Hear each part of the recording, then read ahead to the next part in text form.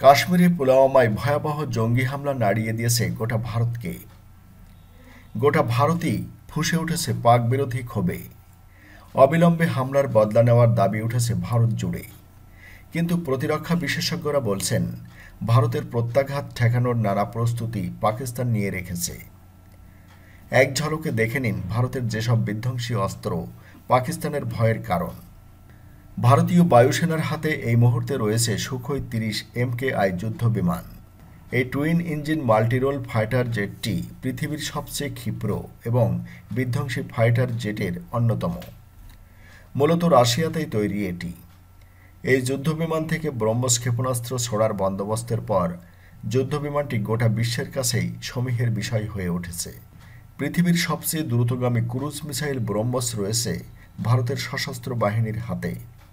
ব্রহ্মস ভারত ও রাশিয়ার যৌথ উদ্যোগে তৈরি। বাতাসে শব্দের যা গতিবেগ, তার 4 গুণ বেগে লক্ষ্যবস্তুর দিকে ছুটে যেতে সক্ষম ব্রহ্মস। ফলে র্যাডারে ধরা পড়লেও মাঝে মধ্যে তাকে রোখা খুবই কঠিন।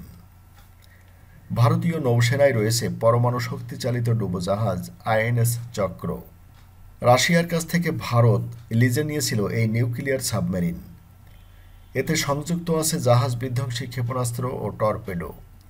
এছাড়া শত্রুপক্ষের জলসীমায় গোপনে হানা দেওয়া, নজরদারি চালানো, অতর্কিতে হামলা চালানো এবং মাইন রেখে আসার সক্ষমতাও রয়েছে এই ডুবোজাহাজের। INS চক্রেই অবশ্য শেষ নয়, তার চেয়েও অনেক শক্তিশালী এবং আধুনিক নিউক্লিয়ার সাবমেরিন এখন ভারতীয় নৌসেনার হাতে। সেটির নাম হল INS অরিহন্ত। ভারতে তৈরি এই পরমাণু শক্তিচালিত ডুবোজাহাজ হল ব্যালিস্টিক মিসাইল সাবমেরিন। শুধু টর্পেডো নয়, K4-এর মতো সাবমেরিন লঞ্চড ব্যালিস্টিক মিসাইল দিয়ে ৩৫০০ কিলোমিটার দূরের লক্ষ্যবস্তুতে পরমাণু আক্রমণ চালাতে সক্ষম অরিহন্ত।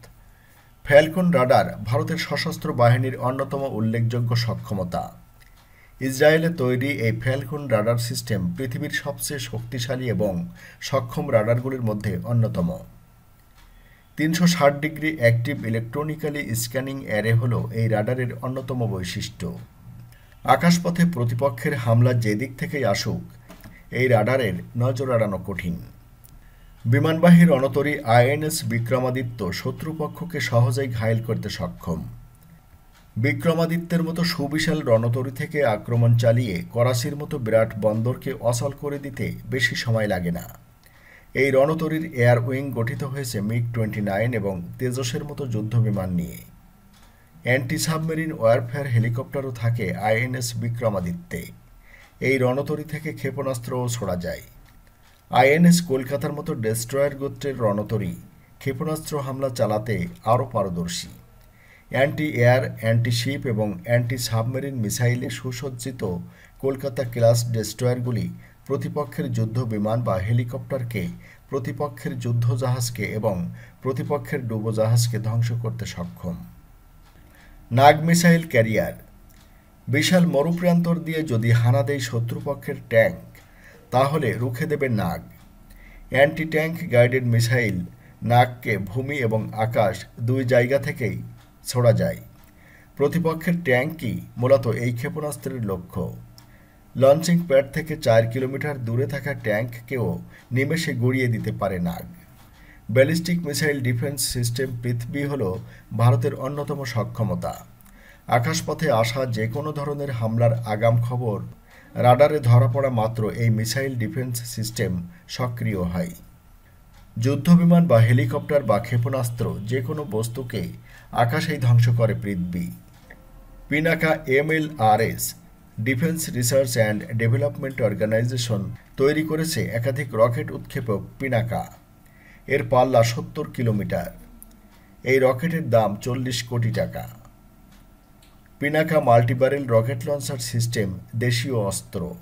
DRDOর সঙ্গে যৌথভাবে এটি তৈরি করেছে পুনের armament research and development establishment. AH-64 Apache helicopter guerrilla যোদ্ধাদের উপর হামলায় মোক্ষম অস্ত্র এই কপ্টার। এটি ঘন্টায় 171 মাইল গতিতে ওড়ে। পাহাড়ি এলাকায় অভিযানে পারদর্শী এটি। এতে আছে 12.7 মিলিমিটার মেশিনগান, গোলা থেকে সুরক্ষিত ককপিট। রাডার সিস্টেম মুহূর্তে 16টি লক্ষ্যবস্তুতে হামলা করতে পারে। একসঙ্গে 4টি হেলফায়ার মিসাইল নিক্ষেপেও সক্ষম এটি।